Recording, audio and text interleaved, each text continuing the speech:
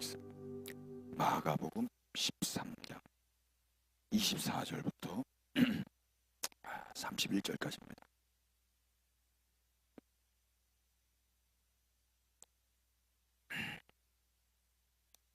건강하신 분들 자리에서 일어나셔서 마가복음 13장 24절부터 31절까지 다 같이 읽겠습니다. 그때에 시작. 그때에 그 환란 후 해가 어두워지며 달이 빛을 내지 아니하며 별들이 하늘에서 떨어지며 하늘에 있는 권능들이 흔들리리라. 그때에 인자가 구름을 타고 큰 권능과 영광으로 오는 것을 사람들이 보리라. 또 그때에 그가 천사들을 보내어 자기가 택하신 자들을 땅 끝으로부터 하늘 끝까지 사방에서 모으리라. 무화과 나무의 비유를 배우라. 그 가지가 연하여지고 잎사귀를 내면 여름이 가까운 줄 아나니 이와 같이 너희가 이런 일이 일어나는 것을 보거든 인자가 가까이 곧 문 앞에 이른 줄 알라. 내가 진실로 너희에게 이르노니 이 세대가 지나가기 전에 이 일이 다 일어나리라. 천지는 없어지겠으나 내 말은 없어지지 아니하리라. 아멘. 자리에 앉겠습니다. 우리는 지난 시간에 하나님께서 예루살렘이 멸망할 때 예수님이 도망가라 라고 말씀하셨는데 이 명령을 하신 예수님의 말씀을 통해서 몇 가지를 배웠어요. 먼저는 이 말씀은 지구 종말에 대한 말씀으로 보기보다는 성전 파괴로 예루살렘 멸망으로 보는 편이 더 타당하겠다 그랬습니다. 만약 지구 종말에 대한 말씀이었다면 도망을 가봤자 의미가 있습니까? 지구 종말하는데 도망가라라는 말이 좀 이상하잖아요. 그러니까 지구 종말로 보는 건 별로 의미가 없을 것 같아요. 우리 아까 장로님 기도해 주시는데 갑절의 능력인데 갑질의 능력이라고 제가 들어가지고 기도에 집중을 잠깐 못했었습니다. 발음을 제가 잘 해야 되는데 두 번째 우리가 지난 시간에 배웠던 건 예수님은 도망을 가서라도 살기를 원하시는 마음이었어요. 도망가. 하지만 우리가 1세기 당시 예루살렘이 파괴될 때 과연 몇 명이나 도망을 쳤을까?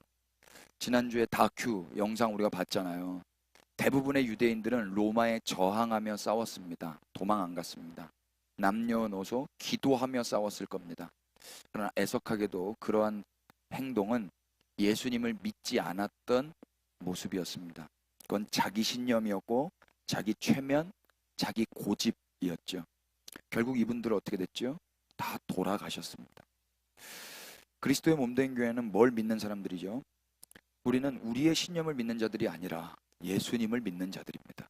예수님이 도망가라 그랬다면 도망가는 거예요. 왜? 예수님께 성전 파괴는 기정사실이거든요. 예수님은 하나님의 마음을 알고 계셨어요. 예수님은 하나님께서 하나님 나라 구실을 못하는 그 성전을 무너뜨리실 거라는 걸 알고 계셨어요. 그리고 이제 하나님은 파괴 후에 당신의 나라를 다시 세우실 거라는 것까지 예수님은 내다보고 계셨기 때문에 이들은 도망을 가서라도 그곳에서 복음을 전하고 예수님 말씀대로 살아야 됐던 거예요. 그래서 도망은 곧 순종이었습니다. 도망이 순종이었죠. 순종은 내가 하고 싶은 걸 하는 게 아니라 내게 수치가 되더라도 하는 겁니다. 순종입니다. 유대인에게 예루살렘을 버리고 도망간다는 게 가능한 일이겠습니까? 근데 예수님이 도망가라 그랬다면 순종해야죠. 거룩한 순종을 했어야 했습니다. 다 안 했죠. 또 하나 우리는 지난 시간에 하나님이 누구신지를 배웠는데 하나님은 당신의 자녀의 못된 행동을 중단시킬 조치를 취하시는 분이셨어요.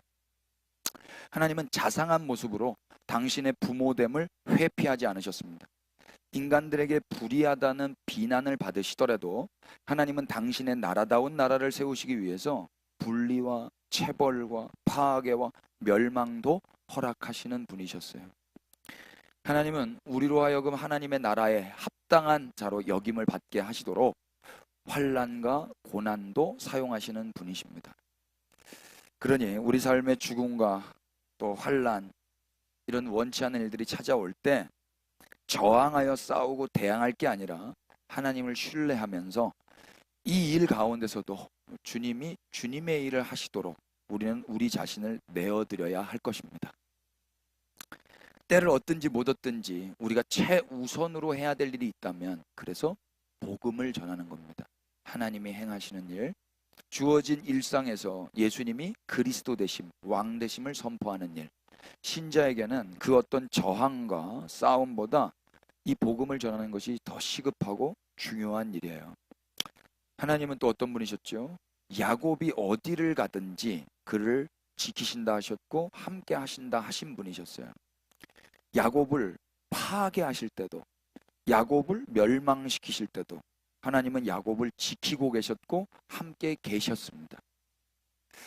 오늘 일부 예배가 아멘이 더 많이 나오던데요. 1부가 초신자고 3부가 혼신자인데 여기서 아멘 안 나오실 수도 있는데 다시 한번 할게요.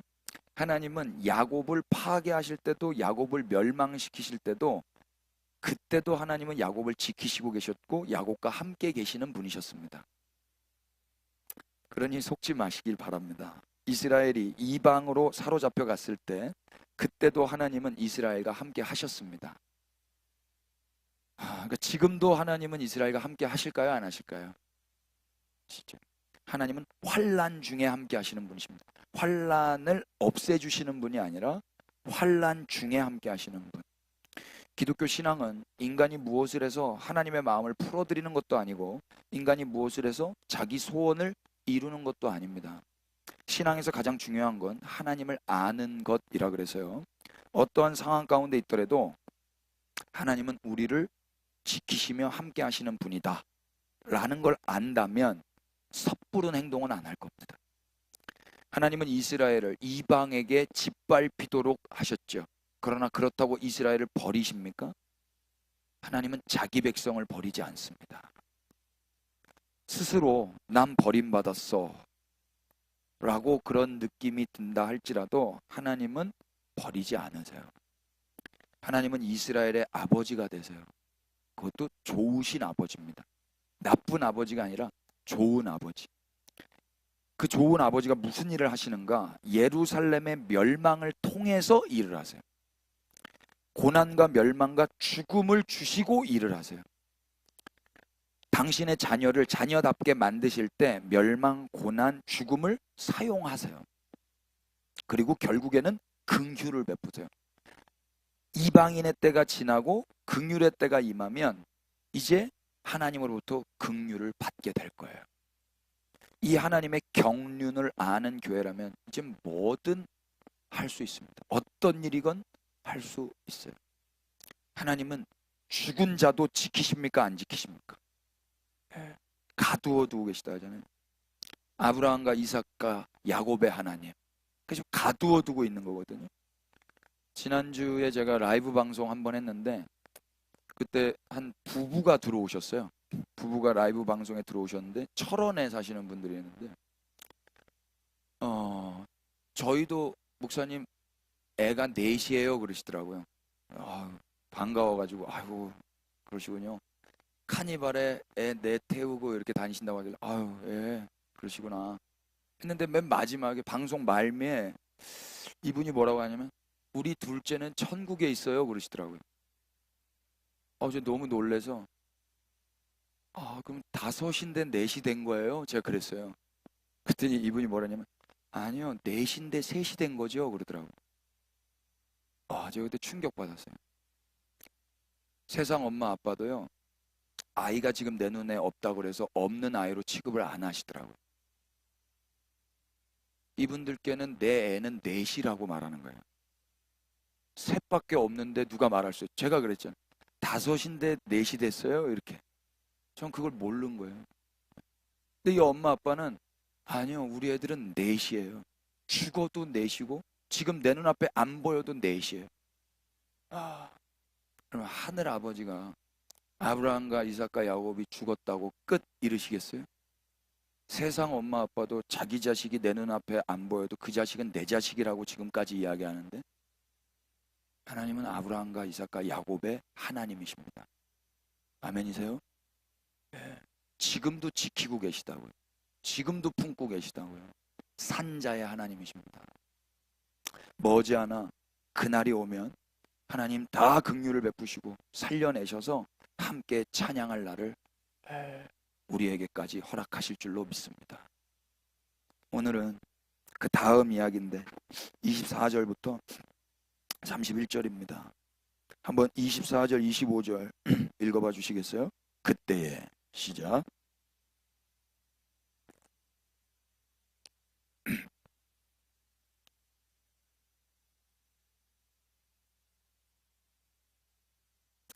대체로 이 말씀은 계속해서 마가복음 13장 전체가 종말론적인 분위기로 가는데 여기 24절부터 거의 이거는 뭐 그냥 마지막 때 종말에 대한 이야기로 많이들 읽어왔어요. 저도 누가복음 설교할 때 누가복음 본문에서 그렇게 설교했던 적도 있었습니다. 그런데 제가 다시 마가복음을 1장부터 13장까지 차근차근 연구하고 설교에 오면서 보니까 이건 그렇게 보는 것보다 계속해서 예루살렘 성전 파괴 이후의 때로 보는 것이 훨씬 더 하나님의 마음을 알고 복음을 증거하는 데에 타당하겠다 싶어졌어요. 오늘 본문이 어떻게 시작하는가 한번 보실래요? 그때의 그 환난 후라 그러죠. 그때의 그 환난 후예요. 이 말은 그 앞에 이야기했던 그때 그 환난 후로 보는 게 타당하지 않겠습니까?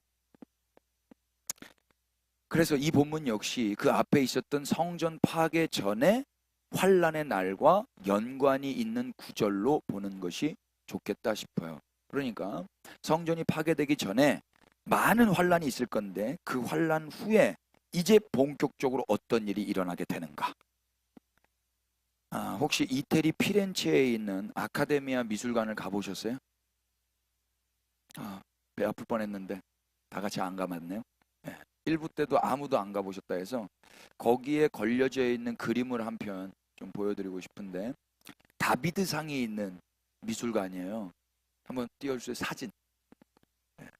그림. 예루살렘 성전 파괴라는 그림인데요. 1800년대에 그려진 그림입니다. 프란체스코 하예찌의 그림인데 보세요. 이게 지금 예루살렘이 성전이 파괴되는 그걸 그린 겁니다. 사람이 확대된 거 한번 보여주실래요? 예. 여기서 이제 사람들 이렇게 보시면 살벌합니다. 이거 투구를 쓴 사람들은 로마 병정들 같고요. 떨어지는 사람들은 유대인들 같습니다. 예. 이건 소녀 같기도 하고. 다음 사진 한번 보실래요? 여기서는 이제 매노라도 뺏기고 있는 것 같고, 지금 여기 보면은 이방인들이 이 메로나를 잡고 있는 것 같기도 하고, 또 그거를 사수하려는 유대인도 보여지는 것 같고, 성물이거든요. 성물을 이방인이 만지면 돼요? 근데 지금 이런 일들이 일어나고 있는 겁니다. 막 여기는 울고 있는 것 같고, 잡혀가는 사람들도 있는 것 같고. 여러분, 이런 파괴의 장면을 보면 기분이 어떠세요? 이게 그림이기 때문에 실감이 안 나실 것 같아가지고 현대의 파괴된 장면을 뉴스에서 좀 찾아봤습니다. 한번 사진 한번 띄워봐 주실래요? 뉴스에서 먼저 캡처한 건 여기가 우크라이나 전쟁입니다. 우크라이나 러시아 전쟁 딱 치니까 이런 그림이 나오더라고요. 요즘 이야기죠. 이런 그림 보면 여러분 어떠신가요? 다음 그림 한번 보세요. 여기도 우크라이나 러시아 전쟁입니다. 다음이요. 여기는 시리아 전쟁입니다. 시리아 내전이죠. 완전 다 이렇게 초토화가 됐습니다. 다음이요. 이것도 시리아인데요. 건물들이 다 붕괴돼 버렸습니다. 다음이요. 여기는 이스라엘 가자지구입니다. 여기 사람들입니다. 여기 다 삶의 터전들이 다 무너졌습니다. 다음이요. 여기도 이스라엘입니다. 무너졌어요. 이런 사진 보면 여러분 기분이 어떠신가 모르겠어요. 다음 사진 한번 보여줄래? 대한민국입니다. 대한민국 사진, 전쟁 후의 사진 찾아보니까 애들이 많이 나와요. 어른들은 돌아가셨거나 돈 벌러 가셨거나 뭘 하시던지 그럴 것 같아요. 애들이 애를 얻고 있는 그림들이 많이 있더라. 70년 전에 우리 한국입니다. 다음 사진이요. 얘도 혼자 이렇게 울고 있어요. 이거 한문 읽으실 수 있는 분 계세요? 네. 저 까막눈이라서. 아, 우리 장로님 역시. 야. 아, 우리 아버지 살아계셨으니까 한문 착착착 읽으실 텐데. 이게 지금 파괴된 후, 환란 후, 멸망 후, 무너진 후의 장면들이거든요. 이 다음에 막 기분이 상큼하세요? 이 그림을 본 다음에 기분이 어떠신지 여러분들에게 한번 질문을 드려봐요. 이 파괴된 모습 뒤에 이제 어떤 일들이 일어나게 될까? 오늘 본문이 그때의 그 환란 후에 있을 일이라고 하기에 환란 후 성전이 파괴된 다음에 이스라엘에는 과연 어떤 일이 일어나게 될까요?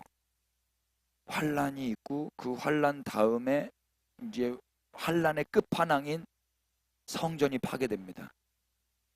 그리고 난 다음에 이스라엘은 어떻게 될까?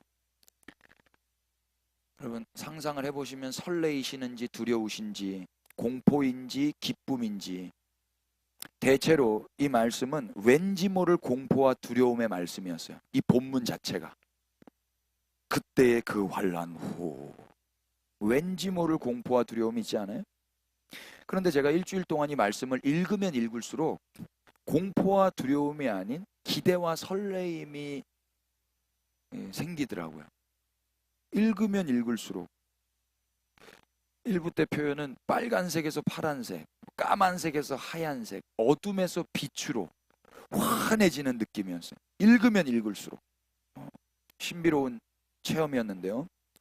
24절, 25절 다시 한번 보실래요?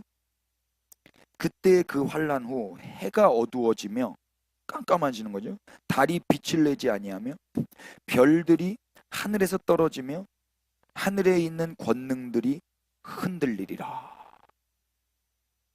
이 느낌만 가지고 보면 무시무시한데 섣불리 이 장면을 전 우주적 재난을 의미하는 것처럼 보이기도 합니다. 지구 종말에나 있을 법한 내용의 묘사가 아니겠는가 생각이 되실 수도 있겠습니다만 구약 성경에서 이러한 말씀이 어떻게 쓰여졌는지를 이해하게 된다면 오늘 이 마가복음 본문이 의도하는 바를 좀 더 바르게 이해할 수 있을 것 같아요. 그래서 구약 성경 이사야 13장을 열어서 한번 확인해 보겠습니다.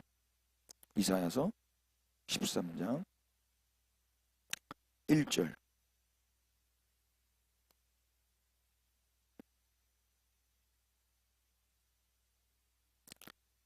한번 1절만 다 같이 읽어보실래요? 아모스의 시작.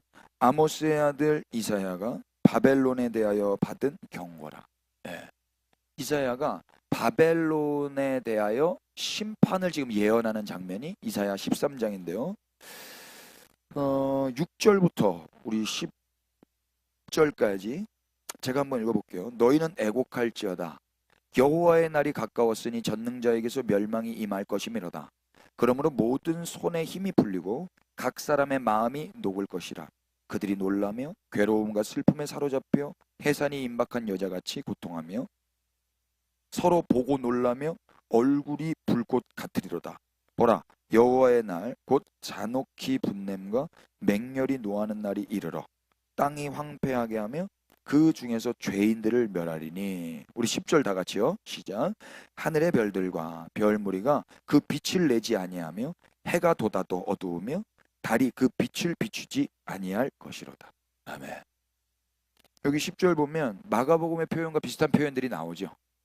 그러니까 우리가 알게 되는 게 뭐냐면 한 나라, 한 민족, 한 도시가 심판받을 때 그때 이런 표현들이 쓰여졌다라는 거예요.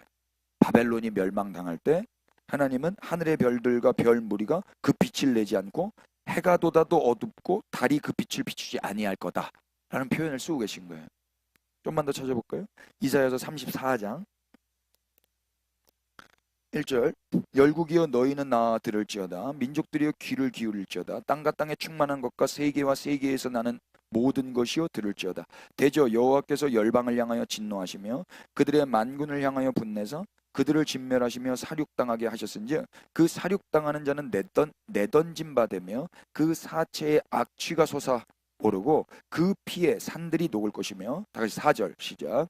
하늘의 만상이 사라지고 하늘들이 두루마리 같이 말리되 그 만상의 쇠자나무 포도나무 잎이 마름 같고 무화과나무 잎이 마름 같으리라. 아멘.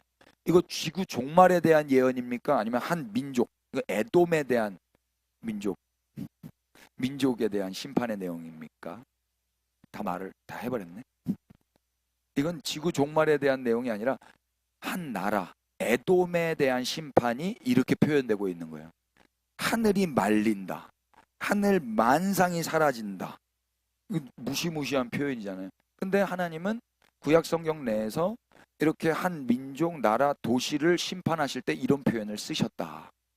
그러니까 마가복음 13장도 다 유대인들이라면 이 표현이 지구 종말에 대한 표현이 아니라 우리나라 예루살렘 성전이 멸망할 때 이런 표현을 쓸 수 있었겠구나라는 걸 직감했을 거라고요. 이방인들은 이걸 보면서 이거 세계가 종말할 때 이렇게 되는 거 아니야? 이렇게 생각할 수 있을지 모르겠지만, 그러니까 우리는 구약 성경을 통해서 소위 마가복음의 종말론적인 표현들이 종말론적 표현이 아니라 한 나라와 민족과 도시의 멸망과 심판을 표현할 때 이렇게 사용하는구나를 알게 돼요. 그래서 오히려 환란 후에 무슨 일이 일어나냐면 성전이 파괴되고 예루살렘이 멸망할 것이다. 예루살렘은 심판받을 것이다. 라고 읽을 수 있는 거죠. 24절과 25절을 통해서. 본문 말씀으로 넘어오시면 25절에 별들이 하늘에서 떨어지며 하늘의 권능들이 흔들리리라 라고 나와 있는데, 이것도 이 본문만 보면 무시무시한데 이 말씀을 보는데 누가복음에서 비슷한 말씀이 생각이 나더라고요. 한번 찾아보실래요? 누가복음 10장, 마태, 마가, 누가 17절. 70인이 기뻐하며 돌아와 이르되 주여 주의 이름이면 귀신들도 우리에게 항복하더이다.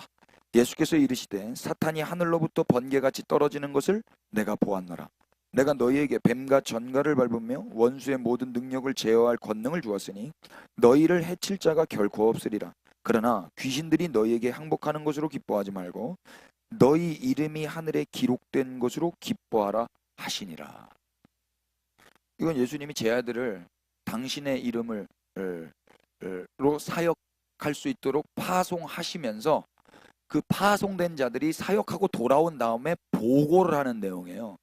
예수님, 정말 예수님 이름으로 우리가 선포했더니 귀신들이 항복하고 떠나던데요. 근데 예수님 뭐라 그래요? 너넨 그것만 봤어? 제 아들의 눈에는 눈에 보이는 현상, 귀신들이 항복하는 것만 봤어요. 근데 예수님은 뭘 봤다 그래요? 18절에 사탄이 하늘로부터 번개같이 떨어지는 걸 보셨어요. 그러니까 예수님의 이름으로 귀신이 항복하는 게 어떤 내용이에요? 귀신이 그 사람을 통치하고 귀신이 그 사람의 왕이 되어 살고 있었던 곳에서 예수님의 이름으로 사역을 하자 예수님이 왕이 되시고 하나님의 나라가 그곳에 임하는 거거든요. 근데 제자들은 표면적으로밖에 못 보니까 그것이 지금 하나님 나라 전체에서 어떻게 일어나는지를 모르고 있는 거예요. 하늘에 권세 잡았던 그 별들, 하늘에 권세 잡았던 그 능력들이 우두두두두 떨어지고 있는 거란 말입니다. 그러니까 마가복음 13장에서 별들이 하늘에서 떨어지며 하늘에 있는 권능들이 흔들린다라는 말은 아이쿠야 큰일 났네. 그러면 나는 어디로 가나? 나는 이제 죽었네가 아니라 하나님이 환난 후에 예루살렘 멸망을 하시고 성전이 파괴되고 하늘의 권능들이 우수수수 떨어지는 일이 있구나로도 읽을 수 있는 거라 이야기해요. 그 전에 권세를 잡고 있었던 그 별들, 그 전에 힘이 있었던 그 원수들, 그들이 우수수수 떨어지는 거. 따라서 마가복음 13장 25절의 말씀은 공포와 두려움의 말씀으로 읽기보다는 오히려 하나님의 말씀이 이루어지고 예수님을 통해서 성취된 말씀을 통해서 세상의 권능들이 무력하게 흔들리고 떨어지는 것으로 묘사하고 하고 있는 것이다라고도 볼 수 있는 거죠. 마가복음 13장 26절은 어떤가 보세요. 이게 좀 곤란해지는데, 또 그때 어떤 일이 있다 그러죠? 한번 읽어보십시다. 그때의 시작. 그때의 인자가 구름을 타고 큰 권능과 영광으로 오는 것을 사람들이 보리라. 예. 이거는 뭐 빼도 박도 못하고 재림의 모습 아니겠어요? 종말의 모습 아니겠어요? 그런데 이 말씀도 유대인들이라면 이 말씀이 어디에서 나온 말씀인지를 다 알았을 거예요. 찾아볼까요? 다니엘서 7장입니다.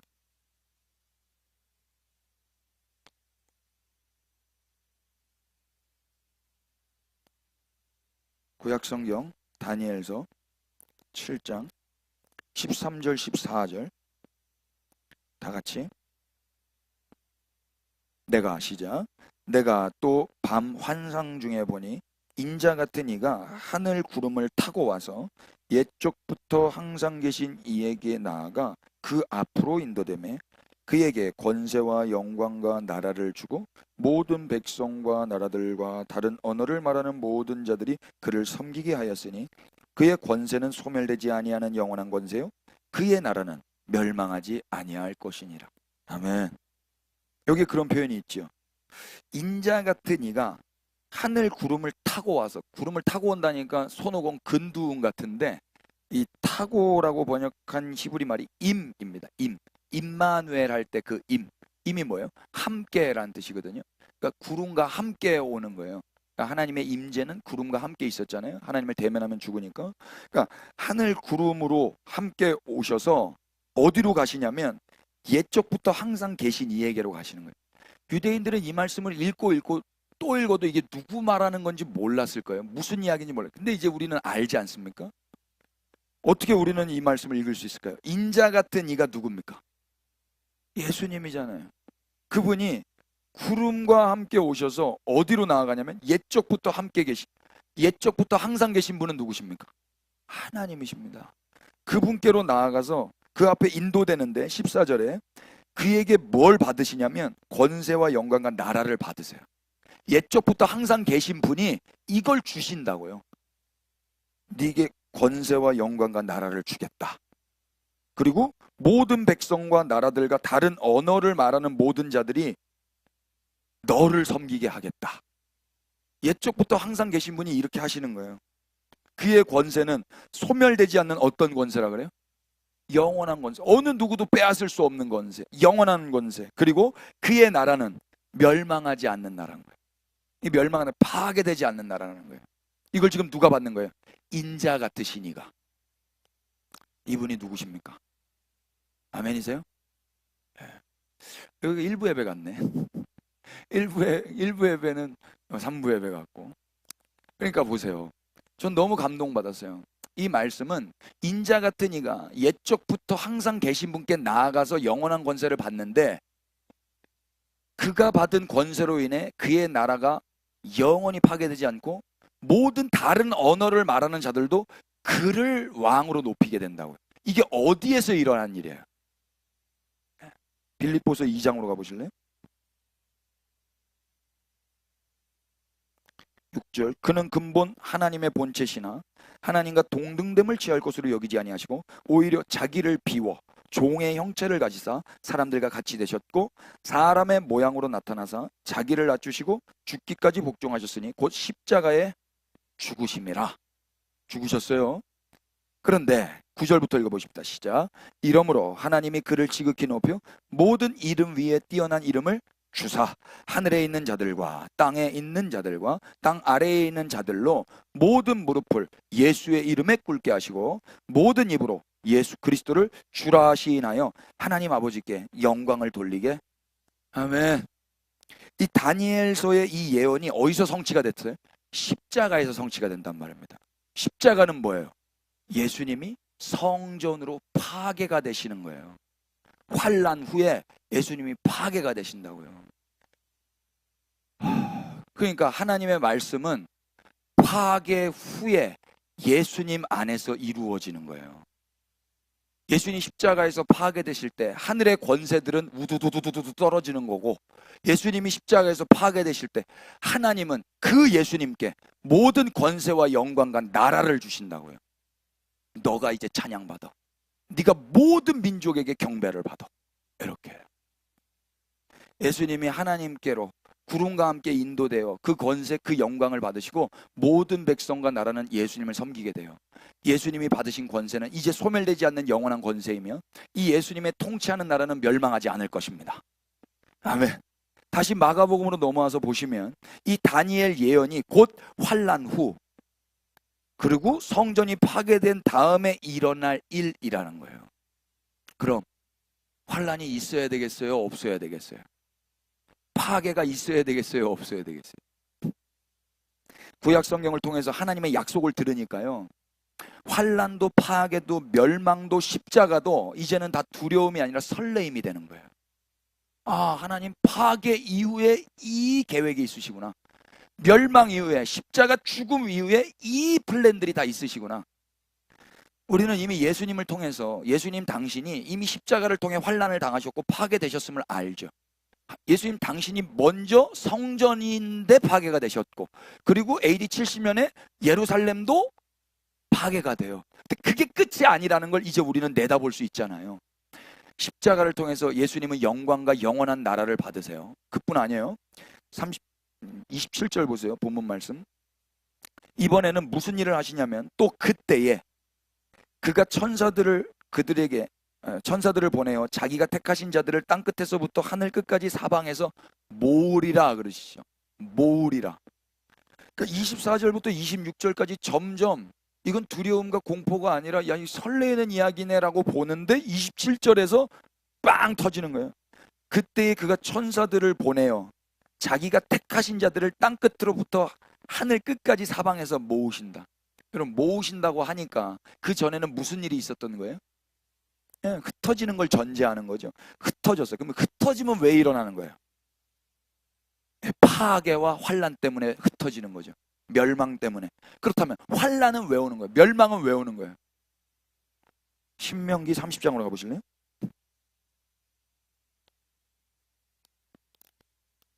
1절.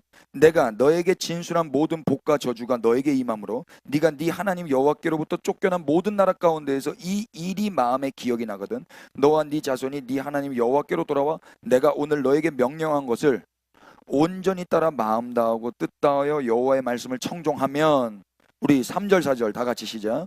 네 하나님 여호와께서 마음을 돌이키시고 너를 긍휼히 여기사 포로에서 돌아오게 하시되 네 하나님 여호와께서 흩으신 그 모든 백성 중에서 너를 모으시리니 네 쫓겨난 자들이 하늘가에 있을지라도 네 하나님 여호와께서 거기서 너를 모으실 것이며 거기서부터 너를 이끄실 것이라. 아멘.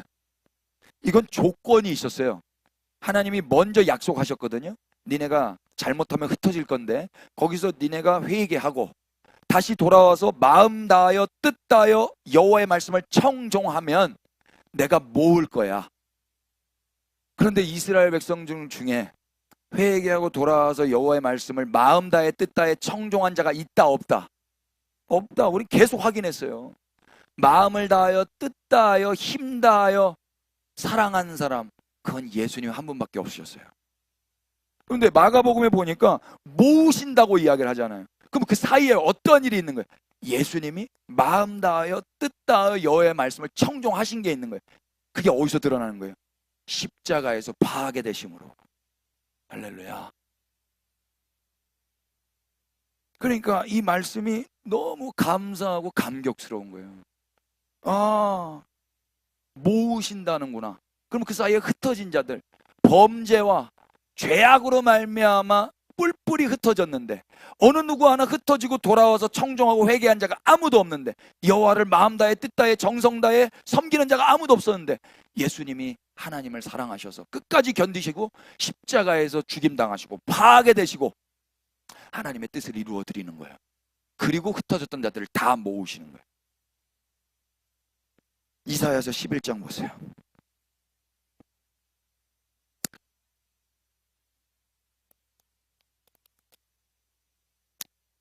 1절. 이새의 줄기에서 한 싹이 나며 그 뿌리에서 한 가지가 나서 결실할 것이요 그의 위에 여호와의 영 곧 지혜와 총명의 영이요 모략과 재능의 영이요 지식과 여호와를 경외하는 영이 강림하시리니 그가 여호와를 경외함으로 즐거움을 삼을 것이며 그의 눈에 보이는 대로 심판하지 아니하며 그의 귀에 들리는 대로 판단하지 아니하며 공의로 가난한 자를 심판하며 정직으로 세상의 겸손한 자들을 판단할 것이며 그의 입의 막대기로 세상을 치며 그의 입술의 기운으로 악인을 죽일 것이며 공의로 그의 허리띠를 삼으며 성실로 그의 몸에 띠를 삼으리라. 이거 누구에 관한 예언이라고 우리는 믿고 있죠? 이새의 뿌리에서 이새의 줄기에서 한 싹이 나신 분 예수 그리스도십니다. 이분이 메시아이십니다. 10절 보세요. 그날에 이새의 뿌리에서 한 싹이 나서 만민의 기치로 설 것이요 열방이 그에게로 돌아오리니 그가 거한 곳이 영화로우리라. 그날에 주께서 다시 그의 손을 펴사 그의 남은 백성을 아수르와 애국과 바드로스와 구스와 엘람과 시날과 하맛과 바다 섬들에서 어떻게 돌아오게 하실 것이라. 12절 다 같이 시작. 여호와께서 열방을 향하여 기치를 세우시고 이스라엘의 쫓긴 자들을 모으시며 땅 사방에서 유다의 흩은 자들을 모으시리니. 아멘. 어떻게 모아지는 거예요? 그들이 뭘 잘했다고? 그들이 뭘 해서 모아질 수 있는 거예요? 이 이새의 뿌리에서 나신 분이 이분이 순종하시고 청종하시고 하나님을 사랑하셔서 당신이 파괴되시고 멸망당하시고 환난을 당하셔서 지금 이 모아지는 일들이 있는 거란 말입니다.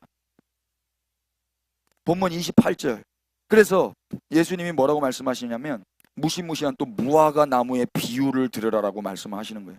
무화과 나무의 비유 여러분 인터넷 쳐보세요. 그러면 안상홍 증인회가 제일 먼저 뜹니다. 안상홍 증인회.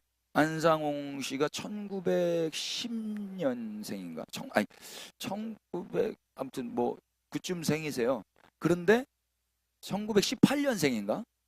그런데 30세에 1948년에 뭐 세례를 받는다나요? 그래서 이스라엘이 1948년 5월 14일 날 독립을 하는데 그때 예수가 왔다라고 하는 거예요.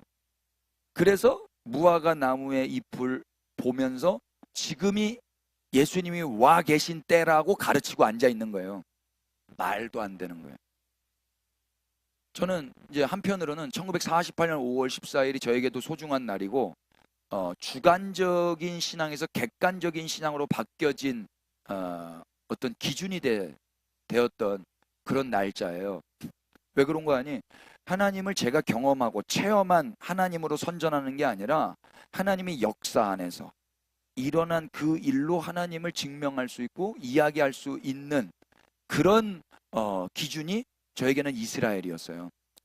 그게 예레미야서 31장 말씀에 근거해서 이스라엘이 독립한 그 사건이 저에게는 객관적으로 하나님의 존재를 저도 인정하게 됐고 사람들에게 객관적으로도 말할 수 있게 됐는데 문제는 뭐냐면 이걸로부터 종말론이 많이 시작되는 거예요. 종말론이. 그 종말론이 시작된 게 긍정적으로 보기보다는 부정적인 부작용이 더 너무 많았어요. 긍정적으로 본다 그러면 종말론, 이제 하나님이 당신의 나라를 이루시겠구나를 기대하면서 하나님의 나라를 구해야 되는데 긍정적으로 이건 안 구하고 종말론이 이제 대세가 되니까 그럼 나는 어떻게 하면 구원받아요? 나는 어떻게 하면 휴거 될 수 있어요? 어떻게 하면 지옥 안 가고 천국 갈 수 있어요로 간 거예요. 그러니까 우죽순 이 메시지를 가지고 이단 사설들이 많이 나왔단 말입니다. 이렇게 하면 돼, 여기 와야 돼, 내 말 들어야 돼. 이거는 복음이 아닌 거예요. 이거는요. 그러니까 오늘날도 여러분 무화과 나무의 잎을 보면서 이 비유를 배우라. 기분이 어떠세요? 막 상큼하세요? 왠지 무섭고 두렵고 저게 뭐야? 난 모르는데 모르면 큰일 나는 거 아니야? 이런 마음 안 드세요? 감정에 반응하면 안 되는데 자꾸 감정에 반응이 되네, 여러분. 나 혼자 이렇게 벽 보고 하는 게 훨씬 편하겠어요. 무화과 나무의 비유는 뭐예요? 그럼 말 그대로 자연의 이치예요. 그 뭐라는 거예요? 무화과 잎이 연해지고 잎사귀를 내면 뭐가 가까운 줄 안대요? 여름. 아, 벚꽃.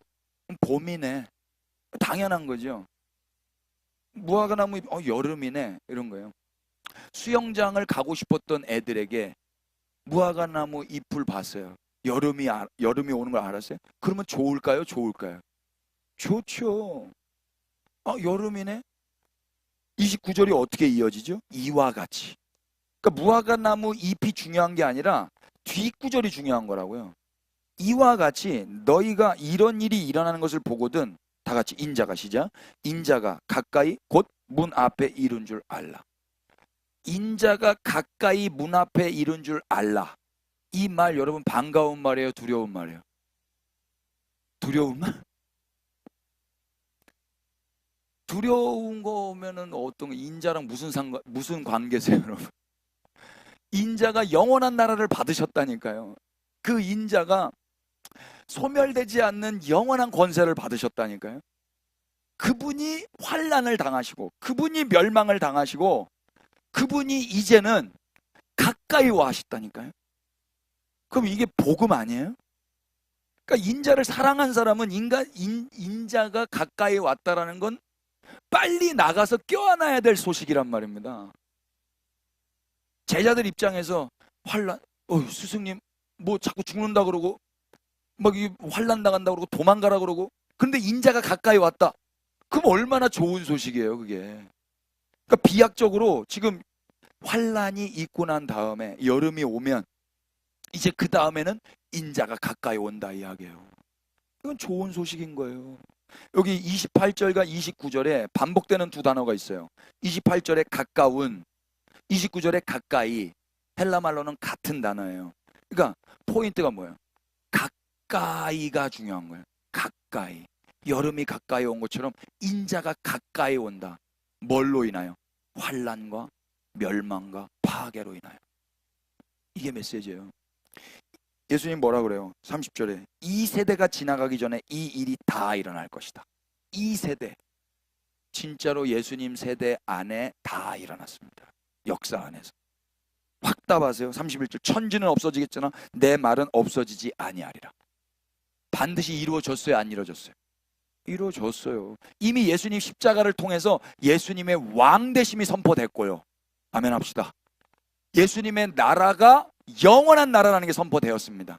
원수 마귀들 세상 임금들은 다 쫓겨나갔습니다. 요한복음에 기록되어 있지 않습니까? 이미 십자가로 완료가 됐다 이야기예요. 예수님 성전이 파괴되심으로 완료가 됐다고요. 이 세대가 지나가기 전에 이미 한 세대 안에서 성전도 파괴됐고 예수님도 십자가에서 죽임 당하셨어요. 비록 제자들은 환난 가운데 있겠지만 예수님은 오히려 하나님으로부터 권세와 영광을 받아서 과거 이스라엘의 종교적 나라와 법칙의 체제가 아니라 하나님이 원하시는, 하나님이 하나님의 나라다운 나라를 이렇게 만들어내시는 거다 이야기예요.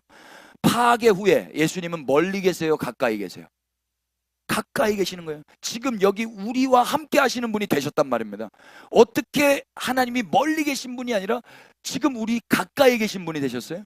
그분이 파괴되셨기 때문이라고, 멸망당하셨기 때문이란 말입니다.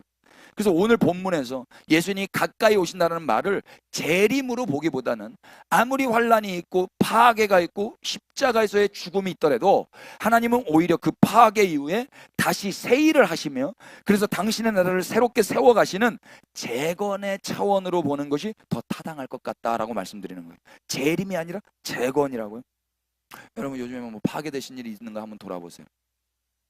파괴됐다 그러면은요, 예수님이 가까이 계시는 거고 우리가 더 하나님께 가까이 갈 수 있는 거예요.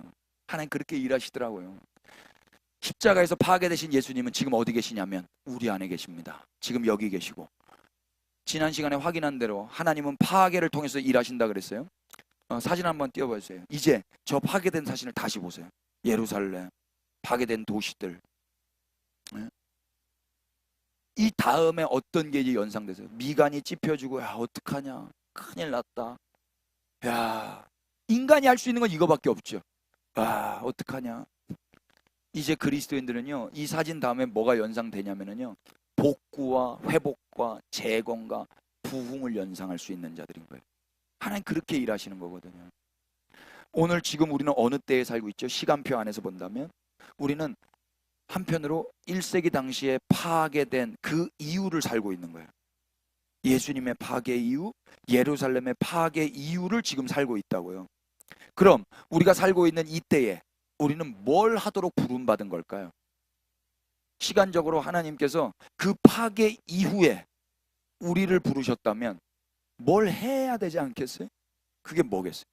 복구이며 회복이며 재건이며 부흥입니다. 이 말씀을 그래서 역사적으로 1세기에 일어난 사건을 보는 게 그런 면에서 중요하다 싶어요. 만약 그렇지 않다면 이 말씀을 보고서도 우리는 두려운 종말을 더욱 두렵게 벌벌 떨며 살아야 될지도 모르거든요. 이런 말씀만 보면 두렵지 않으셨어요? 너무 두려웠어가지고. 결국 환난 후에 예수님은 권능을 받으시고 당신의 나라를 세우시죠. 그리고 당신이 선택한 자들을 모으시고 그들 가까이에 계시는 거예요. 이 일은 이미 성취됐고 이제 완전히 성취될 거예요. 31절이 어떻게 끝났다 그랬죠? 천지는 없어지겠으나 내 말은 없어지지 아니하리라. 아주 담대하게 이 말씀을 하고 계시잖아요. 이 예수님의 말씀이 진리라고 이제 우리가 믿는다면 우리는 세상에 뭐라고 말해야 되겠습니까? 예수님 멀리 계시지 않아. 하나님 멀리 계시지 않아. 하나님 우리 가까이에 계셔. 어떻게 그렇게 됐어? 그분이 파괴되셨어. 그분이 멸망당하셨어. 그분이 환난을 당하셨어. 그리고 그분이 우리 가까이에 오신 거야. 이 복음을 전하는 거라고. 우리가 식사 때마다 주님이 함께 하시는 그 사실. 식사에 올라오는 음식들은 다 파괴된 다음에 올라오는 거 아시죠? 다 심판을 당한 음식들이 올라오는 거예요. 다 죽은 게 올라온다고요. 산낙지 말씀하시면 안 돼요, 여기서. 다 죽은 놈들이 올라오는데 그 죽은 이후에 뭘 우린 연상할 수 있죠? 내 몸의 재건, 내 몸의 복원, 내 몸의 부흥, 내 몸의 회복을 연상할 수 있잖아요. 이게 하나님이 일하시는 메커니즘이라고요.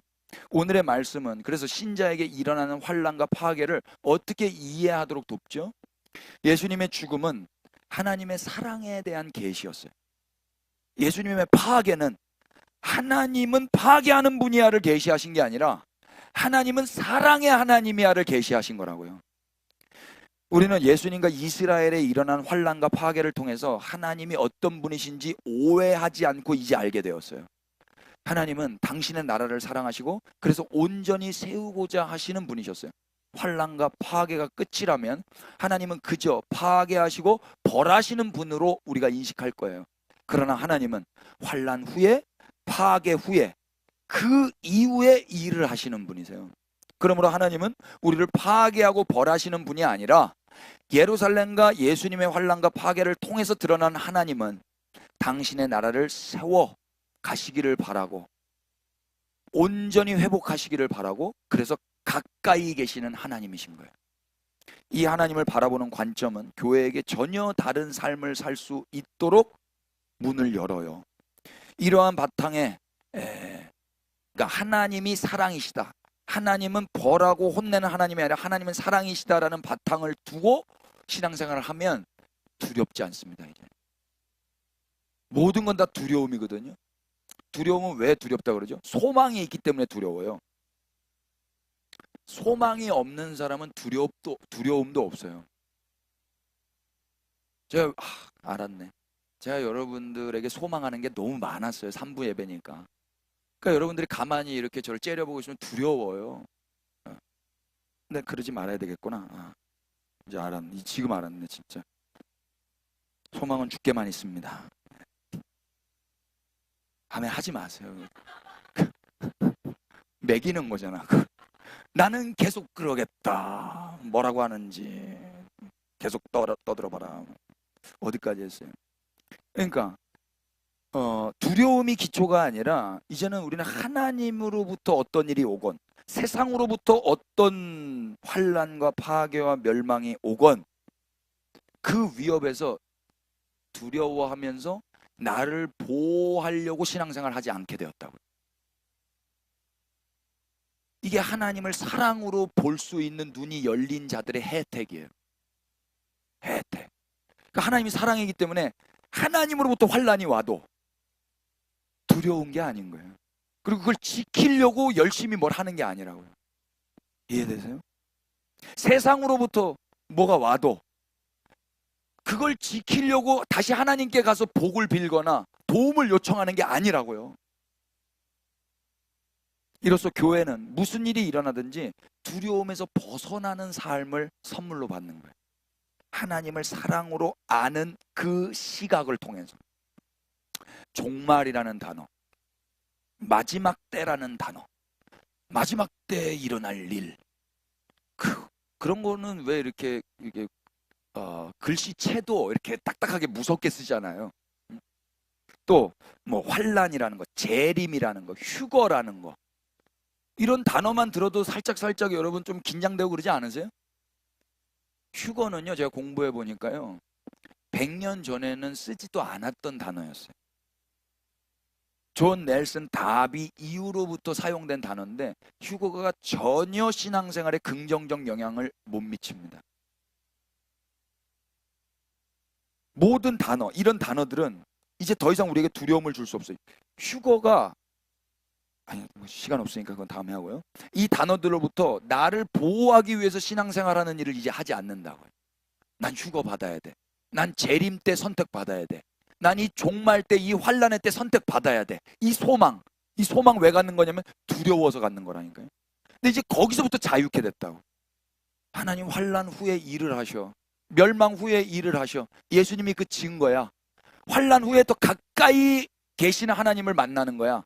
그러니까 환란도 멸망도 와야지, 있어야지. 하나님이 사랑이신데 당연하지. 이렇게 나오면 이런 사람 말릴 수 없다고. 이런 사람 이제 거침없다고요. 여러분, 하나님 세 글자 들으면 두려우세요, 설레이세요? 신앙에서 제일 오해하는 게 이거예요. 하나님이 제일 무서운 단어로 인식하는 거예요. 왜 그런 거예요? 하나님이 사랑인 줄 모르는 거예요. 파괴하는 하나님, 멸망시키는 하나님, 환란을 주는 하나님. 수요일 금요일 한 자매님 오셨잖아요. 그 자매님이 그래요. 하나님이 무서운 하나님, 우리 찬양했잖아요. 하나님이 피난처예요. 하나님이 피난처예요. 근데 하나님을 무서워해요? 그러면 거길로 도망가겠어요? 그 하나님이 무서운데 가까이에 있는 게 복음이겠어요? 그 복음 아니잖아요. 하나님이 가까이 계시다라는 게 좋은 소식이라고요. 근데 이걸 이루시기 위해서 예수님이 환난을 당하신 거라고요. 기독교는 이런 이야기예요. 환난 이후에 재건하시며 멸망 이후에 복구하시고 죽음 이후에 부활시켜 회복시키시는 하나님의 이야기. 이게 기독교라고요. 이스라엘 파괴됐어요. 환난 당했어요. 멸망 당했어요. 그런데 하나님은 어떻게 하세요? 재건하시고 복원하시고 회복시키시고. 예수님 환난 당하셨어요. 멸망 당하셨어요. 죽임 당하셨어요. 근데 부활하셨고 회복시키셨어요. 우리의 인생에도 환난, 멸망, 죽음 있을 수 있어요. 그런데 하나님 어떤 분이에요? 복원하시고 회복시키시고 부흥시키시는 분이세요. 이 이야기라고요. 이 이야기. 그렇다면 이 이야기를 알고 있는 교회라면 이제 어떻게 살아야 될까? 톰 라이트의 역작이라고 제가 표현하고 싶은데, 신약 성경과 그 세계라는 책입니다. 한번 사진 띄워봐 주실래요? 지금 제가 이 심줄 보이세요? 심줄 1500페이지입니다. 이거 약한 사람 들지도 못합니다. 와, 종이도 엄청 비싼 종이 있었고요. 정말 여기 이런 구절이 있어요. 기독교 신학에 대해서 이렇게 말합니다. 기독교 신학은 그 이야기, 그 이야기의 플롯, 그 이야기에 등장하는 인물들, 주인공, 악당, 투쟁, 그리고 그 이야기의 결말을 알아가는 것이다. 여러분 다 알아가셨죠? 스토리, 이 이야기. 무엇보다 기독교 신학은 그 이야기 안에서 계속해서 펼쳐지는 하나님의 드라마 속에서 교회가 서 있는 자리와 우리 자신이 서 있는 자리를 알아가는 것이다. 그럼 제가 계속 하는 건 이거예요. 우리가 어디에 서 있는가? 우리는 환난 이후에 서 있는 거예요. 파괴 이후에 서 있는 거예요. 근데 또 파괴가 올 수 있는 자리에 서 있는 거예요. 그러면 그때 성경 신학을 한다는 것은 당신이 말할 줄거리, 대사를 익힌다는 것이요, 당신이 맡은 역할을 한다는 것이며, 이 세상을 바라보는 새로운 방식뿐만 아니라 이 세상 안에서 행하는 새로운 방식을 발견하는 것이다. 이 서 있는 이 자리에서 이제 우리가 할 대사를 해야 된다고요. 우리가 할 역할을 해야 된다고. 새로운 방식대로 살아야 된다고요. 환란이 왔어요. 우리의 대사가 뭐예요? 살려주세요. 이건 우리의 대사가 아닙니다. 우리의 캐릭터가 아니라고요. 예수님이 그런 캐릭터셨어요? 환란이 예수님께 직방으로 떨어졌어요. 멸망과 심판이 예수님께 떨어졌어요. 살려주세요. 예수님 이 캐릭터 아니셨습니다. 맞습니까? 그럼 우리도 그 캐릭터냔 말이에요. 그 이후에 가까이 하나님이 오셨는데 그 가까이 계신 하나님과 연합되어 그분의 몸으로 사는 자들의 캐릭터가 환란 없게 해주세요. 멸망 없게 해주세요. 제발 휴거시켜 주세요. 제발 재림 때 저도 올라가게 해주세요. 이거 아니라고요. 요한복음 6장으로 가보세요.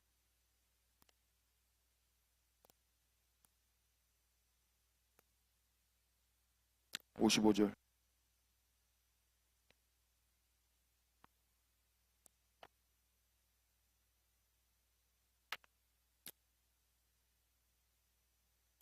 내 살은 참된 양식이요 내 피는 참된 음료로다. 내 살을 먹고 내 피를 마시는 자는 내 안에 거하고 나도 그의 안에 거하나니 살아계신 아버지께서 나를 보내심에 내가 아버지로 말미암아 사는 것 같이 나를 먹는 그 사람도 나로 말미암아 살리라. 이것은 하늘에서 내려온 떡이니 조상들이 먹고도 죽은 그것과 같지 아니하여 이 떡을 먹는 자는 어떻게 영원히 살리라. 이게 예수님의 대사였어요. 이 떡 먹어. 이 떡을 먹으려면 그분이 뭘 당하셔야 돼요? 환난을 당하셔야 돼요. 파괴를 당하셔야 돼요. 죽음을 당하셔야 돼요. 그때 예수님 대사 뭐였다? 이 떡 먹어. 그래서 이 떡 먹은 자들이요 하나님과 가까이 있게 된 거예요. 이게 기독교라고요. 성전이 된 그리스도 교회의 목표는 이 세상에서 벗어나는 게 아니에요. 교회는 이 세상을 사랑하면서 더 나은 세상을 만들기 위해서, 여기서도 말하는 더 나은이라는 건 사람들이 생각하는 더 나은이 아니에요. 가까이 계신 하나님과 함께 이 세상에 재건, 복구, 회복, 부흥을 위해서 사는 거라고. 이제 하나님 같이 보자는 거예요. 뭐가 보여? 무너진 거 보여? 파괴된 거 보여? 이제 뭐 해야 되겠어? 나랑 같이 재건하자. 내가 너와 함께 하잖아. 가까이에 있잖아. 이게 교회의 역할이라고. 예수님은 지금 왕으로 오셔서 우리와 가까이 계신다고 믿으시죠? 아니, 예수님 가까이가 아니라 우리 안에 계시고, 우리는 예수님 안에 있잖아요. 십자가에서 파괴되시고 죽으신 예수님은 하늘과 땅의 모든 권세를 가지시고 지금 여기 우리 안에 함께 살고 계시다고요. 오늘 우리의 식탁 가운데 모든 올라온 음식들, 그건 다 죽어서 올라오는 것처럼 이 음식들은 그들의 역할을 했어요. 우리도 우리의 역할하고 우리의 대사를 쳐야 되지 않겠습니까? 이 교회의 역할, 교회의 대사들이 있다고요. 살려주세요가 아니라 제발 먹지 말아주세요가 아니라 자근자근 씹어주세요. 예수님은 나 먹고 너 살아라 그러셨잖아요. 당신의 파괴 이후에 행하실 하나님을 알고 계셨기에 파괴 이후, 멸망 이후, 죽음 이후 무슨 일을 하실 것인지를 예수님은 아셨잖아요. 재건, 복원, 회복, 부흥을 아셨기 때문에 먹으라고 내오셨듯이 교회들도 이제 그 대사를 쳐야 되지 않겠냐 이 말입니다. 혹시 여러분의 인생 가운데 지금 지난 상반기 파괴됐고 환난 가운데 계셨고 무너진 것들이 있는지 모르겠습니다. 만약 그랬다면 남은 건 뭐밖에 없냐면요, 복구와 복원밖에 없습니다. 재건밖에 없다고요. 하나님 누굴 통해서 이 일을 하시길 원하시냐면 가까이 계신 하나님과 우리가 함께 그 일을 하기를 원하십니다. 이때 우리의 대사 살려주세요 아니에요. 먹지 마세요 아니에요. 예수님이 하셨던 그 대사예요. 나로 말미암아 살게 해주세요. 날 먹고 살게 해주세요. 내어주는 거란 말입니다.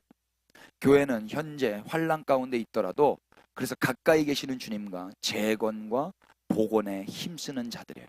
머지않아 복구될 거고요, 재건될 거고요, 회복될 거고 부흥이 일어날 겁니다. 피차 환난과 파괴 후에 가까이 오셔서 통치하실 하나님을 기대하십시다. 하나님 이렇게 역사하시는 분이신 거예요. 우리의 파괴와 환난도 사용하셔서 당신의 나라를 이루어 가시는 우리 하나님을 찬양하십시다. 기도합니다. 환난과 파괴도 사용하시는 하나님, 환난 후에 재건하시며 파괴 후에 복구하시는 하나님을 찬양합니다. 이제 눈들어 회복시키실 당신을 보게 하옵소서. 환난 후에 하나님의 나라를 온전히 이루심을 기억하면서 우리의 삶에 찾아온 환난의 때 우리가 해야 할 대사를 하며 살아가게 하옵소서. 이미 파괴된 당신을 통해서 우리가 만물 안에 가까이 계시는 하나님을 봅니다. 이제는 가까이 계시는 하나님과 함께 복원하고 재건하는 일을 감당하게 하옵소서. 연약한 우리를 붙들어 사용하실 주님을 기대하고 예수 그리스도의 이름 받들어 기도 올렸습니다.